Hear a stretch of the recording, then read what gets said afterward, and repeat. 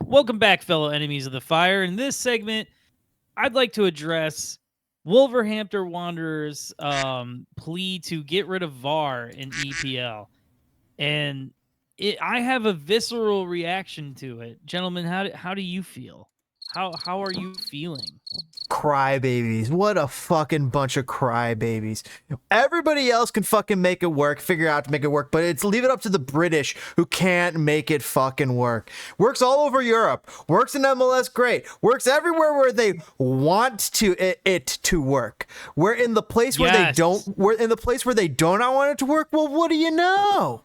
What do you know? Yeah. It doesn't seem to work in the place where they don't want it to work, where literally everybody who lives there and works there actively sabotages it because they're like, fuck, this is hurting the spirit of the game, don't you know, wanker? And it's just like they think that they know better, like they're this fucking elitist. And no, they're a fucking bunch of wankers all themselves. They gotta figure this out. Because everybody else has. The World Cup, sorry, it's on VAR. It's not on VAR, you fucking idiot. It's insanity. No, and it worked well. I am in MLS, I'm more than happy with it. Sure, it gets a few calls wrong, but I feel like we get less calls wrong than we did before. And we have like there's repercussions to it. You do catch more bad calls. But where before it was just like, cool, let's bitch about it for a week until the next game. Like if this is a video game, we're all playing video games, and this is a game, and VAR's part of the game. Like the English are the people who quit in the first week of playing the game. They're like, I don't want to play this. All right, give me hacks. All right.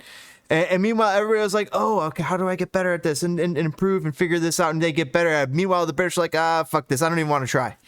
No, it's like when you get elected to office and then you're like, the post office sucks. I'm going to hire this guy. And this guy does everything to make it worse.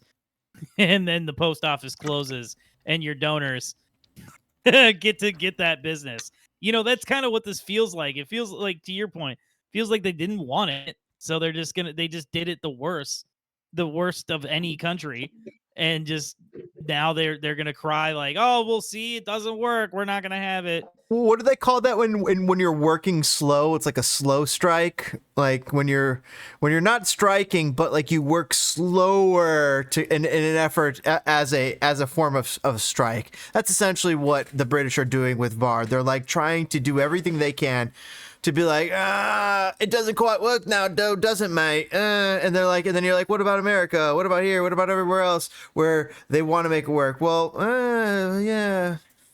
I mean, the way I see it is that I get where people kind of might get upset. You know, you kind of lose that sense of unpredictability. You know, in a football match or soccer if you're in the States. And I get that. I get that, you know, hey, the controversial calls and all that stuff kind of goes away with VAR.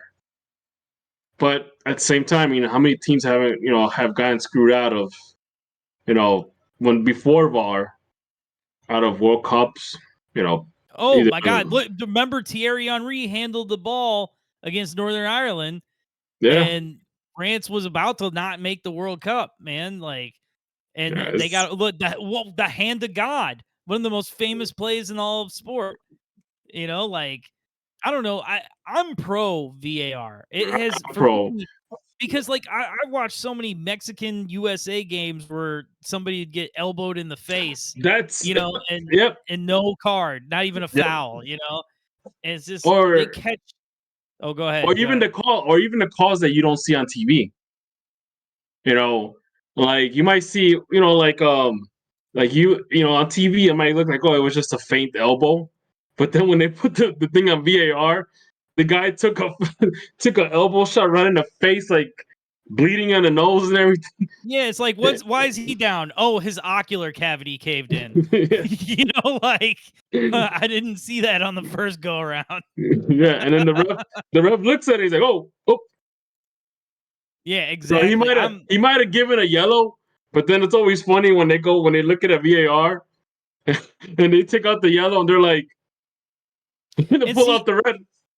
I think the celebration argument is BS, because most goals are not razor thin margin of offside, right? So you just you drained it. You know what I mean? It's a goal. You're celebrating. But like, even on those other plays, if it matters and it's a big enough goal, everybody's standing there, with bated breath, and then freaks out the second they get the call. Like, yeah, I don't get that argument about it ruins the celebrations. I guess I'm Yeah. pro VAR. It's been done well here in MLS. Yeah, I enjoyed it in the World Cup.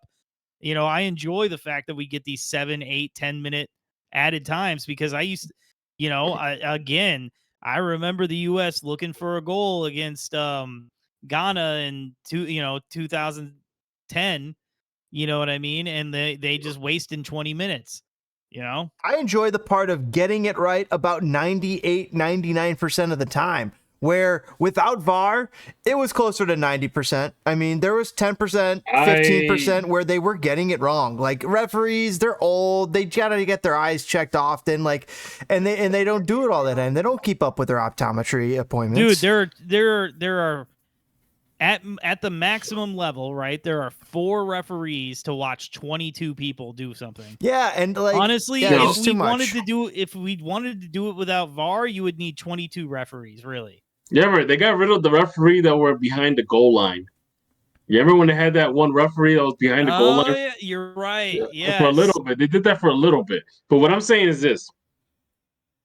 They got rid of the whole referee's going to go talk to the linesman situation. We still have that every now and then, but more or less, the referee has an earpiece, and they let him know, like, hey, wait. He goes, he always like, hey, wait. And then he'll either call a penalty or he'll call he'll review a play, possible red card play. So it's done right. I mean, I don't. You don't see the problem. I don't see the problem unless the British teams are getting screwed out of the Champions League on VAR calls because they messed up. Well, their VAR is done differently. They do offside slightly differently, and of course, the rules of how they can review it are differently. And again, yeah, it's purposely putting hurdles in the way.